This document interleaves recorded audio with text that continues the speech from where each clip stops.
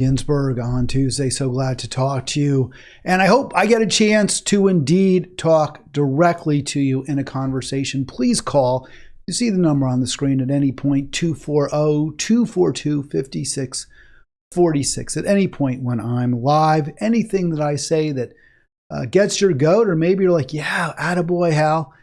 Definitely want to hear from you. You can also post, of course, in the chat, and I will respond to your posts when I get a moment if I see them. I don't always see them because I'm not always focused on the chat, but I do my best to keep an eye on everything. It's not easy, but I certainly don't want to be whining or complaining. I'm incredibly fortunate. I'm privileged indeed to have the opportunity to do this live stream every day. I try to start them at noon Eastern time, Tuesday through Friday. Mondays, we flip the time around a little bit to accommodate Arlen on the left coast now, previously in Vermont. So that can be part of the reason we don't always start the program at noon Eastern on Mondays. But today is Tuesday. I'm actually starting at 1. Just wanted to make sure I had my ducks in a row when it came to the stories and the slides that I share with you. So this really caught my eye, frankly, this headline from the Washington Post yesterday. Didn't get to it. We were talking to Arlen, but this really jumped at me. The Biden said to be increasingly frustrated by dismal poll numbers. We'll get into what those numbers are in a moment. Actually, they're numbers he wasn't even frustrated by when this article was written and to the time period it refers, because the polls just came out. They were just released today, as far as I can tell, in Real Clear Politics. They cite Real Clear Politics aggregates polls from all over the place. So these are polls probably released in the past 24 hours that are now on their site. Obviously, those weren't the polls that were frustrating Biden when that article came out in Washington Post, but they're still, I'm sure, frustrating him just as much. What jumped at me even more, so of course he's going to be frustrated. Has been failed to break away from Trump, and in fact, Trump continued when this article was written, and even today, either maintaining a very slight lead within probably the margin of error, but he's still behind Biden, the incumbent, presiding over what, by most accounts, certainly by the accounts of elites, is doing very well. And yet he cannot break away from Trump. He cannot even get in front of Trump. So that obviously is going to frustrate any president, and it does frustrate this one. So I was taken by this first, I think it's the first line of the article. The night before President Biden departed Washington to celebrate Thanksgiving on Nantucket, Mass. And I circled Nantucket because I'm thinking, and again, this goes to that issue of cluelessness, right? Like, I was clueless when I saw Arlen's photo of the Gateway Arch and the Mississippi River, and he asked, "Where am I?" And I'm like, I don't know. No, I kind of knew. Of course I knew, but the point is that there are broad and obvious hints about why you might be unpopular. And the irony here is that Joe from Scranton, working class Joe, Amtrak Joe, on Thanksgiving is not going back to his roots. He's not going to hang out with working class folks. He's not going back to Delaware, which is his home state now. Grew up in Pennsylvania, his home state, currently Delaware. Instead, jetting off to an elite enclave separated from the mainland of the United States by, 5 miles, 10 miles. Most people have to take it's a long ferry ride. It's like a 2 or 3 hour ferry ride from Cape Cod just to get there. This is a very isolated island. And it's in a state, one of the bluest, the deepest blue states there is. You see it, Massachusetts. If you want to connect with people, if you want to be popular, if you want to win elections, then I don't think the smart place for you to go is Nantucket on Thanksgiving. And I get all the, come on, Hal, this is all just performative. It doesn't really matter. Let him spend Thanksgiving where he wants, with whomever he wants. Maybe his, Dr. Jill Biden has a place there. Who knows? I don't know. I didn't know he had a connection. I know that the Obamas always like to vacation in Martha's Vineyard, which I kind of could see. I mean, I could see it, right? It still doesn't look good. It still looks like they're rubbing elbows with elites. But I kind of, I know Martha's Vineyard somewhat, and I believe they would hang out, at least they did for a while, in Oak Bluffs, which is not a particularly affluent community on Cape Cod, and traditionally a vacation spot for middle class to upper middle class African Americans dating back to the 19th century. So that made sense to me. Now, I understand most Americans aren't going to see the nuances, and all they see is President Obama, Michelle, the girls flying off, jet setting to this fancy island where, James Taylor and Carly Simon hang out, and other elites. But personally, I understood the Obamas, an African-American family vacationing in Martha's Vineyard, that it actually made some sense. I don't get any connection that Joe Biden would have with Nantucket Island, except, hey, it's really pleasant. It's far away from everybody else. I can get away from people who are complaining and criticizing and carping about me. Fine, that I understand. But do you want to win an election? If you want to win an election, why aren't you going? You call yourself Joe from Scranton. Well, there's a picture. Go here. Go to Scranton, Joe. Don't go to Nantucket if you want to win. And for those who would say, oh, it's just performative. It's just a perception, what people think about you. It doesn't really reflect his true pro-working class roots, Joe Biden's deep affection for blue-collar employees. That's all still there. That's a load of crap. Symbols are important. They do mean something. And in this particular instance, Joe Biden has governed on behalf of the billionaire class, the multimillionaire class, not the poor, not the struggling, and not the working class. And his decision to vacation or Thanksgiving in Nantucket is perfectly emblematic of that. So it was a remarkably tone-deaf move. Just think about how good, all the positive will that Joe Biden could possibly have accumulated had he gone to Scranton. Maybe take that Amtrak to that you're always talking about, to Philly. I don't know. You have to get how to get to Scranton from Philly. Maybe you'd have to take a commuter or what have you, or maybe his staff, the Secret Service say you've got to take a limo. Fine, go to Scranton. Go hang out at like a union hall for Thanksgiving. Maybe they have some kind of picnic area. Maybe it's an inside. Maybe they have a big tent. I really don't know the whole setup there. But where you feed people, homeless people, people who are lonely, go there, Joe Biden, put on a chef's hat and an apron and start serving turkey to people. Can you imagine what great will that would engender? I mean, this is the kind of thing, who doesn't think of this stuff? But, and I get it. A lot of people say, oh, it's phony, it's BS, what have you. But you'd see those pictures. And Joe, talk to the people. Hey, how's it going in Scranton? Working class city, struggling city, in, by the way, a purple state that I need to win next year. What's the vibe? I mean, is it that difficult to come up with these solutions to your problem?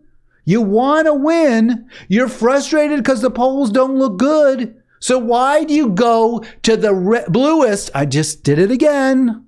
Why do you go to the bluest state there is and make it very, very clear to everyone that you're separating yourself from the American people, rather than go where the American people are, the voters you need to win this election?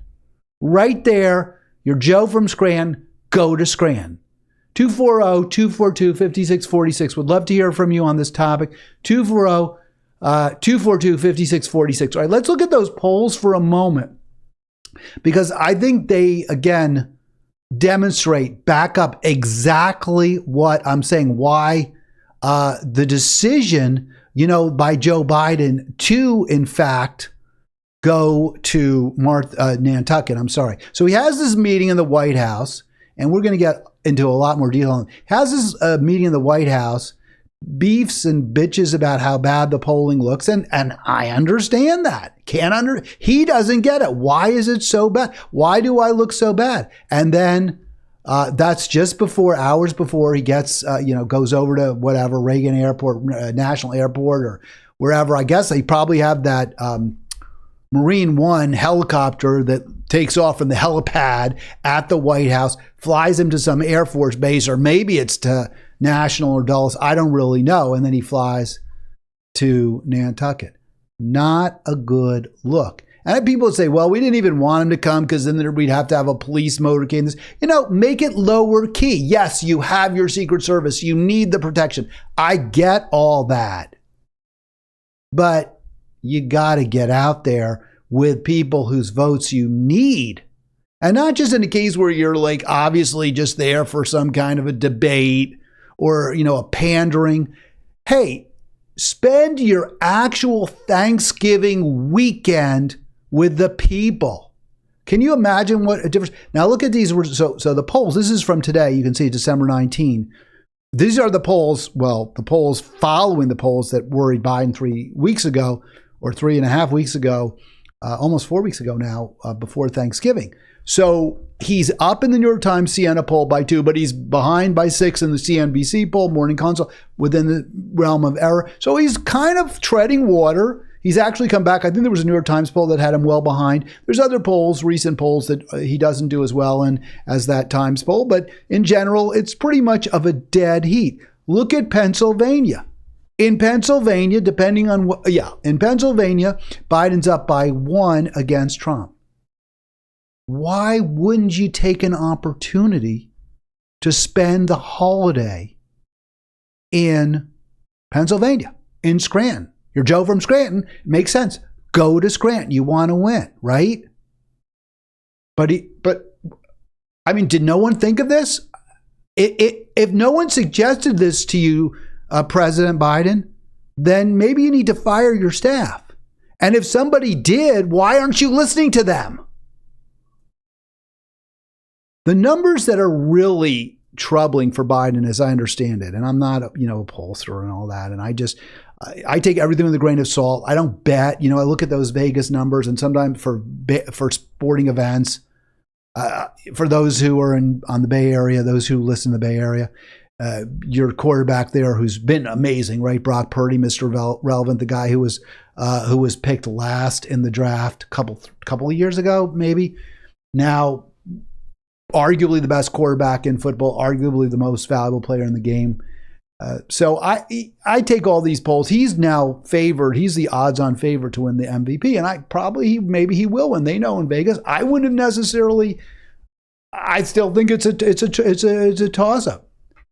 For my football watching, Brock Purdy's great. He's definitely in the running. Maybe he's got the lead in the horse race for MVP. But to say he's like a minus 150, in other words, you got about $150 just to get 100 back if he wins.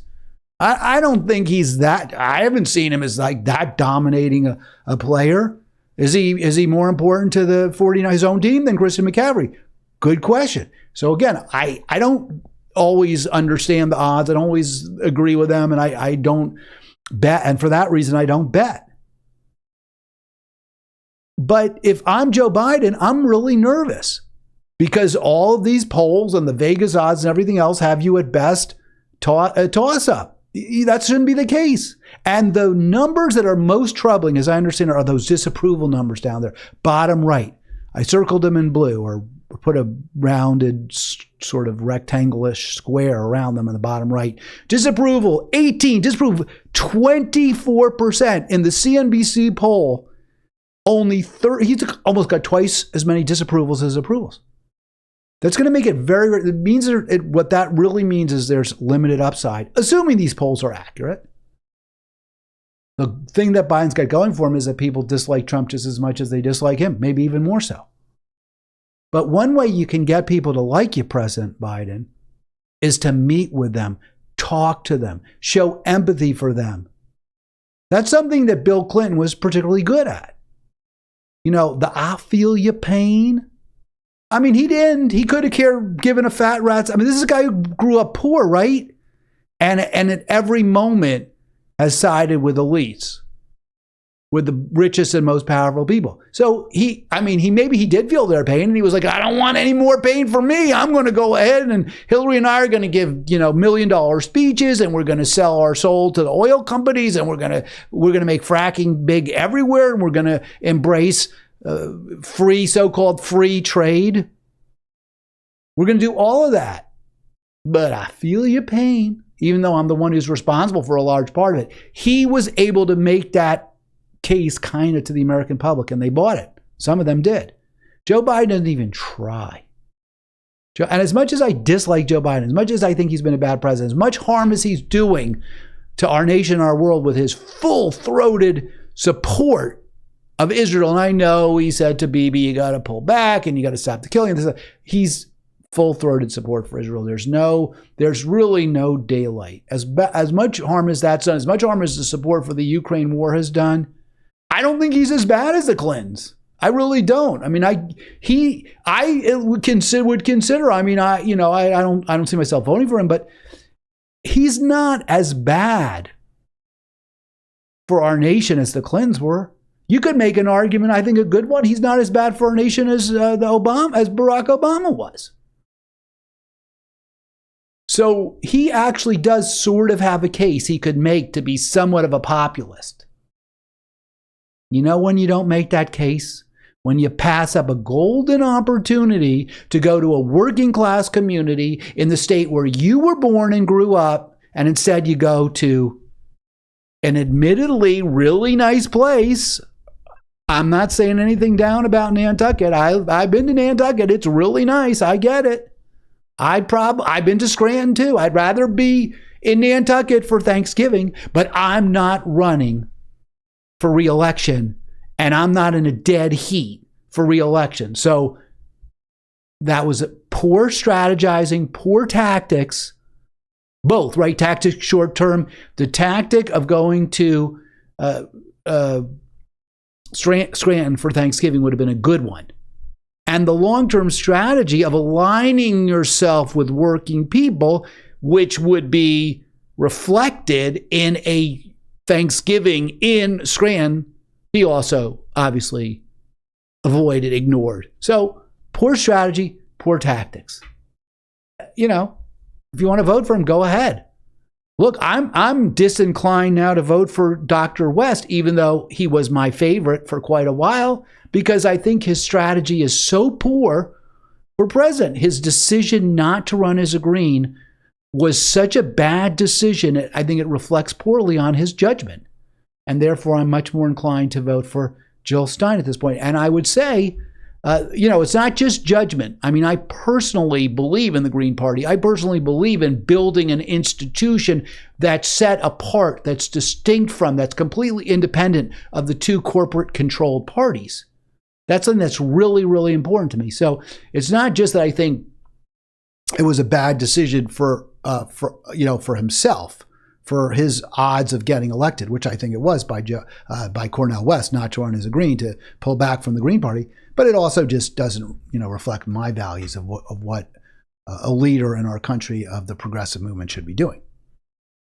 And similarly, Joe Biden's decision to hang out with the billionaires in Nantucket and not the employees, the laborers who make the billions for the folks that apparently Biden likes to rub elbows with.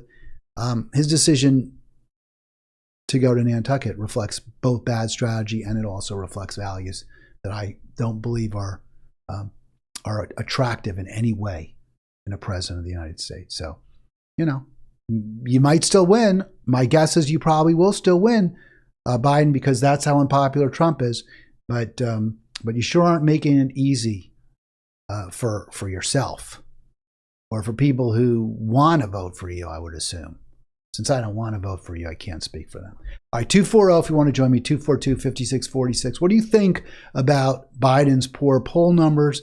And also, what do you think about his decision again to go hang out in Nantucket, not in Scranton? Now, let me give you some more examples of Biden again embrace, how the values of this administration don't reflect certainly my values, and I would assume maybe not yours either, especially where we are in this country. So although in that article in the Washington Post, Joe Biden was concerned, and apparently his team is, at least if he's yelling and jumping up and down, and they're going to be upset as well. But the staff said, hey, no, but things aren't all so bad. Look at this. At the end of November, we just raised $15 million, which I guess is a lot. It sounds like a lot. In just a day and a half. A day and a half in LA, $15 million. The Post calls it a massive haul. Sounds right. That was perhaps, the numbers were particularly big because Biden hadn't gone to Hollywood during the strike, the actor strike. And so in Hollywood, they attended star-studded fundraisers, Lenny Kravitz, Chrissy Teigen and Kerry Washington, Julia Louis-Dreyfus. So these are, the A-listers, I suppose. And they're all agog. Look at this, $15 million. Oh, I saw Julia Louis-Dreyfus. Oh my gosh, I'll never wash this hand again. It grazed up against Kerry Washington. Right? I mean, that's what the staff of Biden's team is apparently saying. Is that going to go anywhere in Scranton?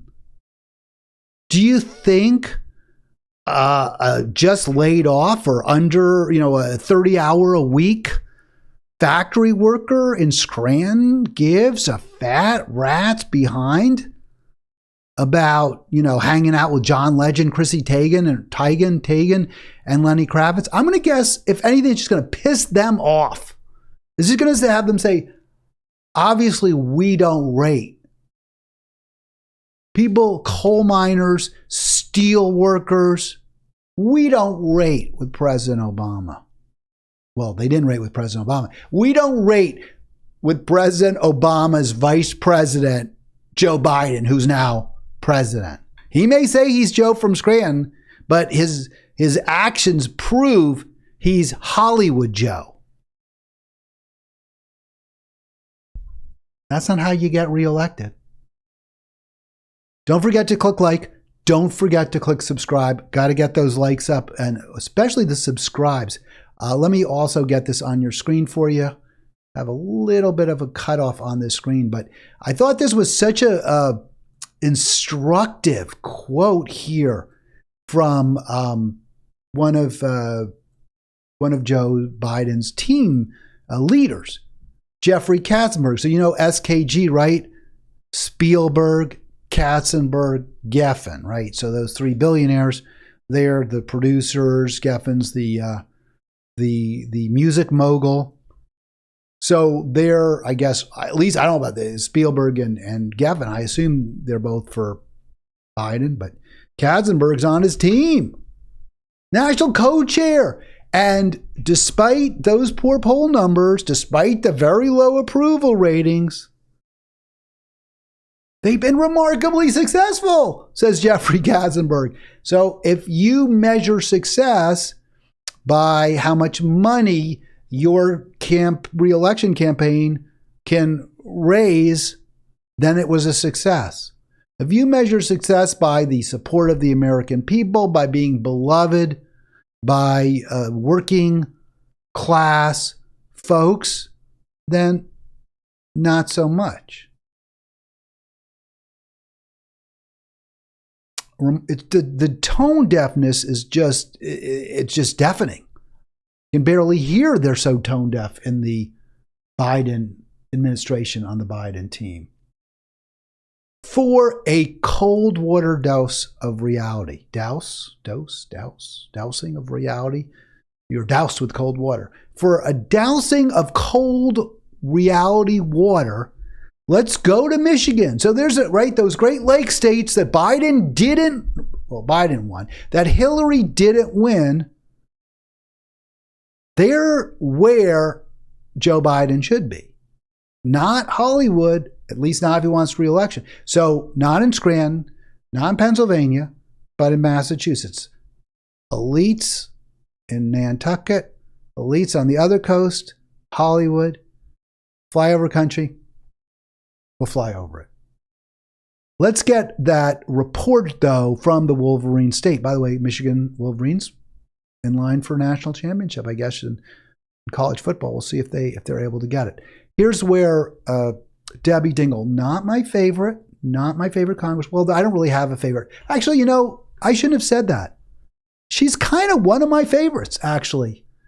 Debbie Dingell is, in fact, one of my favorites. She's been right there in support of Medicare for all. And although she's not as progressive as I would like on other issues, I don't think she's a phony. I don't think she sheds crocodile tears for the poor people in her district the way AOC does. So here's what Debbie Dingell says, and if I'm Joe Biden, I got to listen to this. I feel like I did in 2015, 2016 that's when Hillary lost. There's work to do, says Dingell. Next year is going to be a very competitive race. She should know. She's in Michigan. The country is angry. So that's where we are. We're an angry country. I don't think there's a lot of surprise at there. And what's Joe Biden's response? I'm going to fly off to Nantucket. I'm going to Hollywood. I'm going Hollywood. This is not how you placate an angry mob. You go to the folks who are angry and who have, certainly I believe, very good reasons to be angry. But even if Joe Biden's attitude is, the economy's doing really well, look at the stock market. More people have jobs. You know what? Put aside that, defensiveness and go to the areas that you need to win in 2024 and talk to people there and find out why they're angry, as Debbie Dingell says. Go to Scranton. How are things here? How's the job market? What's the pay like? Do you have enough? Do you get enough to pay for healthcare? How do you feel about retirement? Do you feel secure? Listen, Joe, listen to these people and make it clear you are listening, or else just be like a Bill Clinton and just be or a Ronald Reagan and just act like you're listening. He can't even do that. All right. Join me, 240-242-5646. I would love to talk to you. Yes, I think the show is better. Yes, when I'm talking to you in person, live on the call. Phone lines are up, so we can talk if you call right now. 1:30 p.m., by the way, Eastern Time on Tuesday. So part of the problem that Joe Biden faces right now is that at least on some issues, he's really is caught like in the cleft stick, right? He whatever direction he moves, he's going to hurt himself. And I think the best example, this was something I think Arlen talked about quite a bit yesterday. I don't think he did. When it comes to Israel-Gaza, which I believe is a profound moral crisis of our time and one we are 100% on the wrong side of, we should be actually not just, with rhetoric siding with Gaza, we should be intervening militarily to stop Israel's slaughter of Gaza. We should be standing between Israel and Gaza right now. But I admit that position is not a universally held one, or even there's not even a consensus in this country.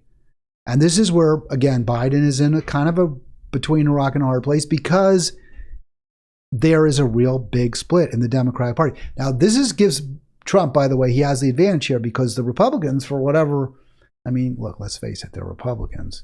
They may get a few things right, like Ukraine, like tariffs, some of them. But when it comes to Israel, they're really wrong, and they are all pretty much in for Israel. Either, there's some wealthy billionaires who support Israel for a variety of reasons. Maybe there's a religious affinity. Maybe it's because of their weapons manufacturers. And then there's also the evangelicals who support Israel because they believe that the rapture will come after when Israel is in Jewish hands as a Jewish state. So, they're crazy. Either they're crazy or they're just greedy and soulless. That's not where Joe Biden is. Joe Biden's in a party where there's a major split. And both sides of that split, me, totally against any support for Israel at this time, I support using our military to stop Israel, to intervene against Israel. So I disapprove, obviously, with Biden. But there are those who, find Trump's position. Why is Biden even saying Israel should stop? Why is he even saying to slow down? Why is Biden saying to stop the killing? I don't get it. It's not fair. Israel needs to defend herself. So there are those people in the Democratic Party too. So Biden's not beloved by either group. He's not beloved by those who want only positive words about Israel, only negative words about Palestine, Gaza. And he's not obviously beloved or well-liked by those of us who want peace and want the killing and the genocidal actions to stop. And that does make it harder for Biden. You can see this is the New York Times. Opinion split between those wanting the war to end and those who want a definitive Israeli victory. I mean, what's more definitive than you're just killing everybody who's in your sights? I don't know. But that obviously does make it hard because Biden can't satisfy both. And the Times goes on to point out the fractured views of on the conflict among Biden faces and how it'll be difficult, how he will have trouble building a coalition. So I get it. I don't have much, do I have sympathy for Biden? Not really. Because as much as I understand how this is a little bit of you have to juggle when you're a politician. You have to sometimes choose one from column A and two from column B, so you keep both people in column A and B happy. I get that. Although sometimes choosing two from A and one from B is going to piss everybody off. So I get that. That's what being a politician's all about.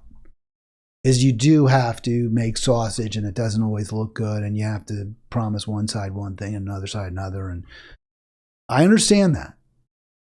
But this is a situation where tens of thousands of lives have been taken wrongly, unjustly. These are murders by Israel. There is a right and wrong.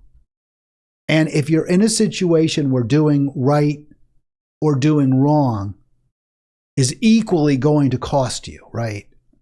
At least according to the polling of the Democratic groups, whether Biden sides with Israel, which he has done and is wrong to do so, or sides with Gaza, which he has not done and should do, whatever he does, he's going to make enemies. He's going to lose support. So in that situation, you're liberated. You're freed up. There's no real relative cost to doing the right thing. So do the right friggin' thing, Biden. It's not hard. It's not complicated. I love this from Caitlin Johnstone on Twitter. And, people will hear the name Caitlin Johnstone, especially, sort of liberals, sort of typical traditional Democratic liberals, and they'll immediately like, oh, she's horrible. Oh, there's something wrong with her. That's because the corporate media has successfully demonized her. So you don't listen to her. That's what they want.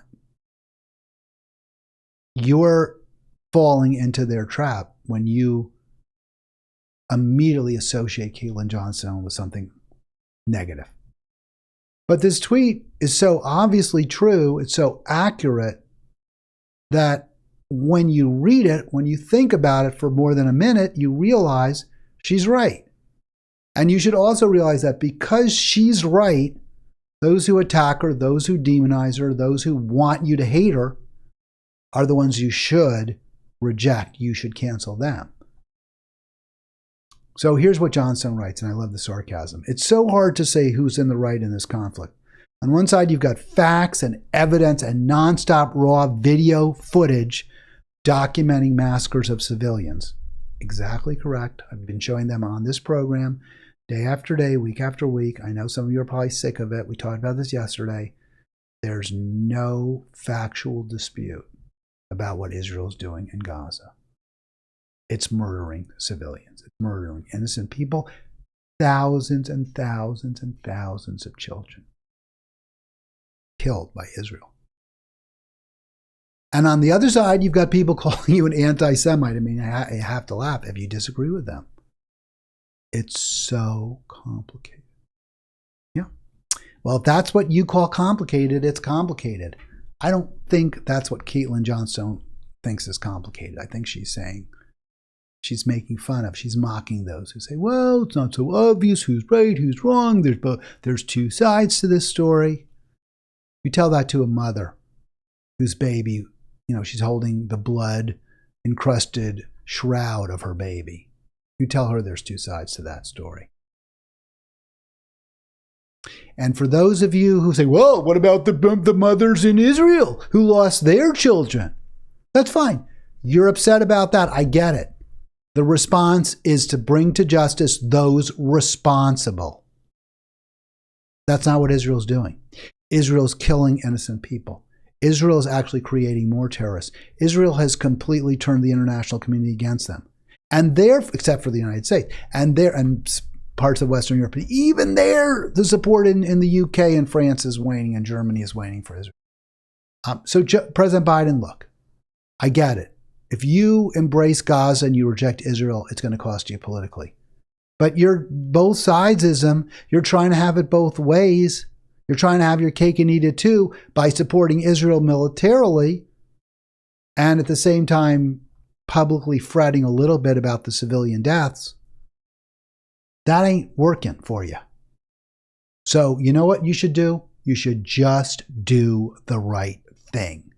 And that means calling out Israel, demanding a cessation of all material support for that country. And in fact, sending out, and I think you can do this, you're the commander-in-chief. We've seen plenty of examples of the military presidents sending out military forces without consent of Congress. Send them out to keep the peace between Gaza and the IDF right now. Keep the peace in Gaza by stopping the IDF from murdering more civilians. That's what you should do, President Biden. And you know what? If you did that, I think you'd have a real shot. You'd have a great chance of getting reelected. Look, I understand you'd piss off people. I understand you'd irritate people, but at the same time, I think a lot of people, and on the Republicans too, would admire you're finally taking a strong stand in support of, in favor of peace and life rather than war and death. I thought this was very interesting in the New York Times. So their coverage of the skewing, right, the schism between what they say young and older Democrats, with the younger Democrats much more critical of Israel and the older ones more supportive. And the New York Times tries to explain that by blaming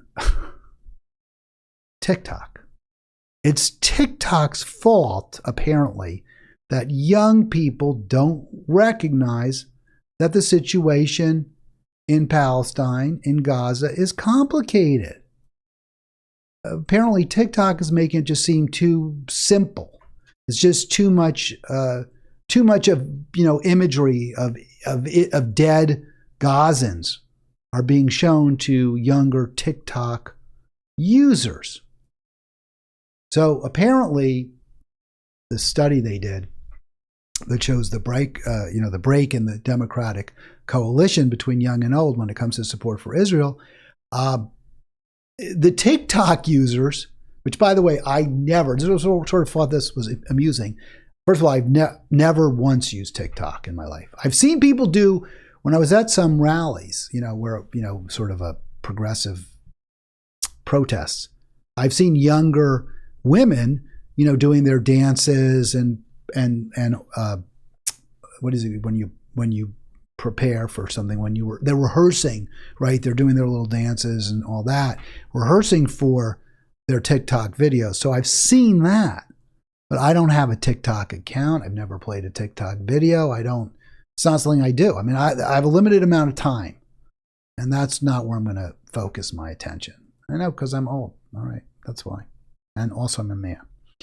But apparently the New York Times has gleaned that the people who are TikTok users are the ones who are most likely to criticize Israel, to be opposed to what we're doing for Israel.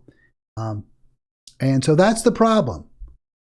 Somebody, I don't know who he is, Loner, says a lot of violent imagery in civil. No, he's actually a TikTok user who doesn't like Israel much. And he's like, yeah, there's a lot of violent imagery of civilian casualties and hospital bombings. So when I see that, kind of don't like Israel. Like, I don't like seeing dead Gazans, lined up in rows.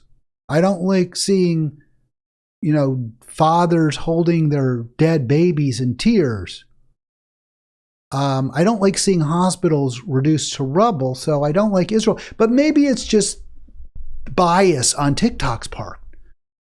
Maybe those images, they actually are real. We know they're happening, but I don't know, somehow.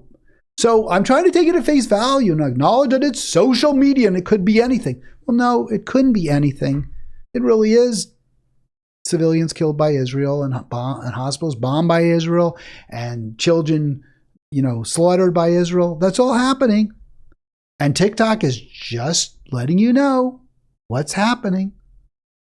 Of course, the New York Times can't leave it at that. So the TikTok has come owned by a Chinese company, which I think is relevant. I know they do that so that you'll be like, oh, they're owned by, of course, Apple.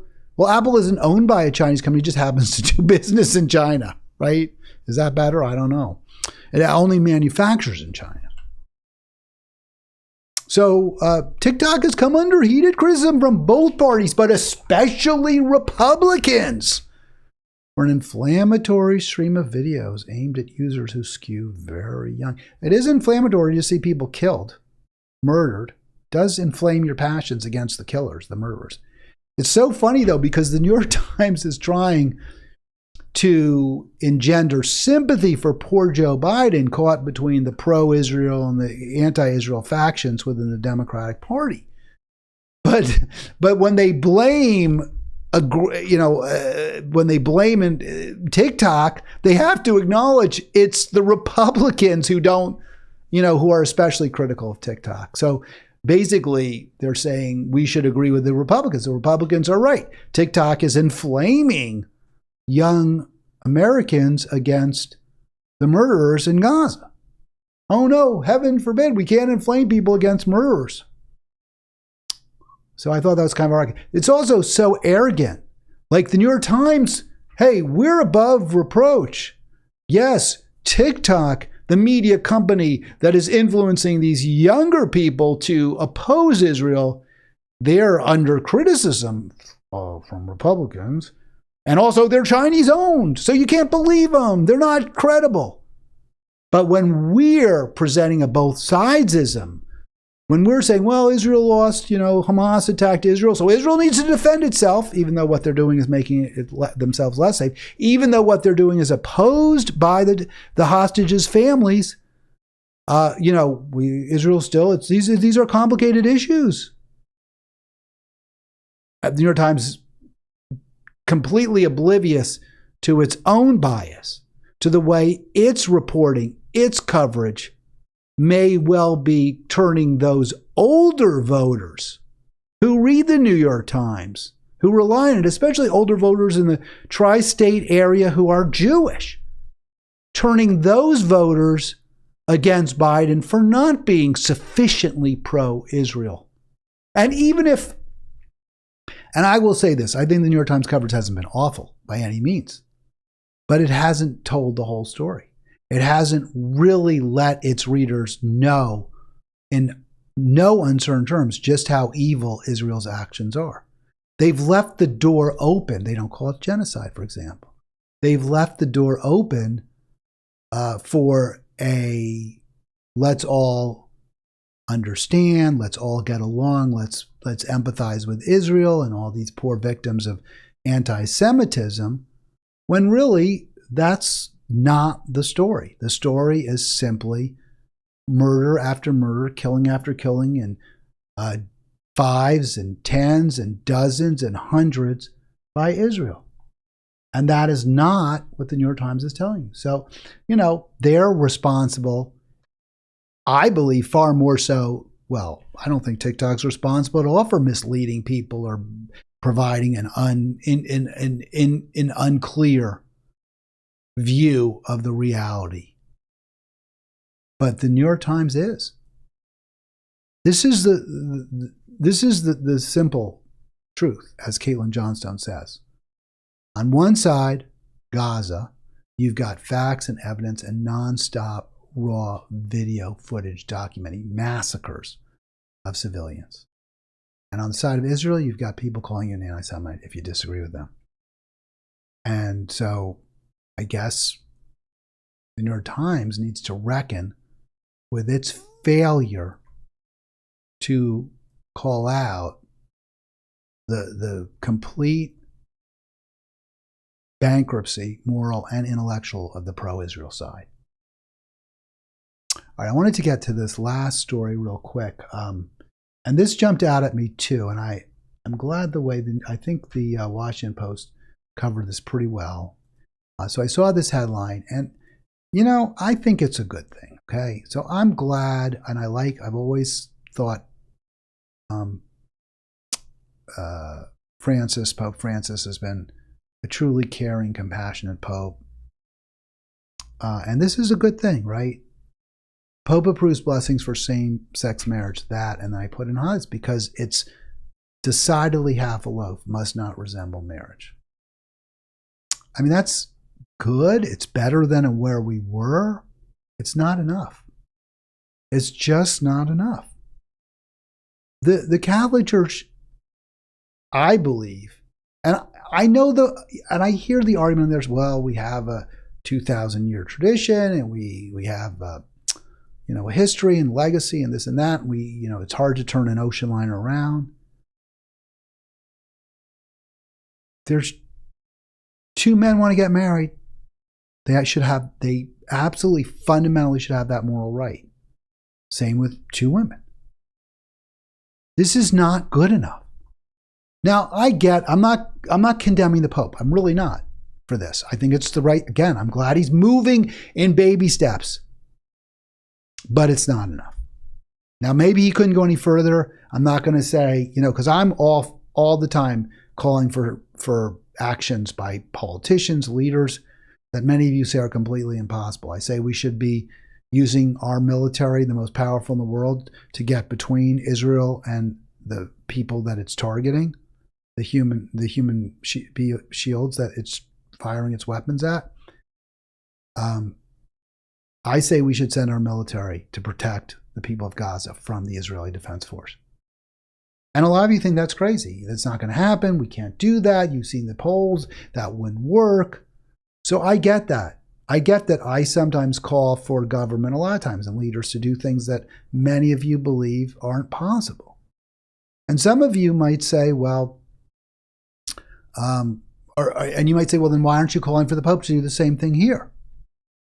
Why, if you're going to say that we need to stop Israel from killing people, even though that won't happen and it can't happen, and the political realities prevent that from happening, well, why don't you just say the same thing goes here? You should demand that the Pope recognize same-sex marriage. Maybe I should. Again, I'm not as conversant with the Catholic Church as I might be. I know that if he did that, I believe there would possibly be a schism.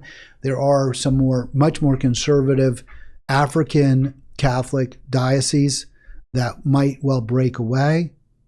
There are many priests who might refuse to do it. So I'm not going to say the Pope's strategy here is wrong. This may be the right way to go. And maybe the Pope doesn't believe in same-sex marriage. Maybe he's this is as far as he believes the church should go. And I'm glad they're going this far. I wish they were going a lot farther. Well, I don't know if a lot farther, but I would want them to go farther so that that's sort of the next step. Some of it's a lot farther, but farther. They do need to recognize the right thing to do is to recognize, the moral thing to do is to recognize same-sex marriage. The godly thing to do is to recognize same-sex marriages. I know there are other people who would say, listening to me and say, well, I don't understand this, Hal. You've been kind of critical of the transgender movement. You've called into question some of the received wisdom coming from them. So why are you suddenly on the same side as the proponents of same-sex marriage? And my answer is because we're not monoliths. Issues are different in different cases. And I don't see any reason whatsoever that two adults who want to get married shouldn't be married if that's what they want. I think it's wrong not to let them get married. I do have concerns, as does Dr. Dana, when we talked about the transgender movement, some of the positions that the transgender movement takes with respect to trans women competing against NATO women, when it comes to transition therapy for adolescents and pre-adolescents. Yeah, I have some issues with that. But I don't have an issue with same-sex marriage. I have an issue with same-sex marriage being made illegal. I agree with the advocates who say that allowing priests to bless two men or two women who are involved in a loving, committed relationship is not enough. I agree that it does, in fact, underscore the commitment that they're separate and unequal, that their relationship is somehow inferior to a heterosexual partnership. I think that's right. And that troubles me deeply, because while I do think it's a baby step for the Catholic Church to allow priests to bless same-sex relationships, I also think it does ensconce them as somehow different and inferior. And I think that's without question a problem. All right, thanks so much for watching Halitics.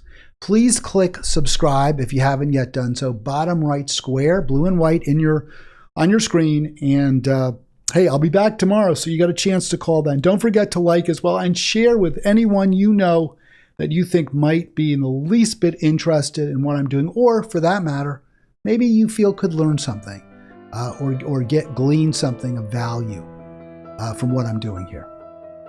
See you tomorrow.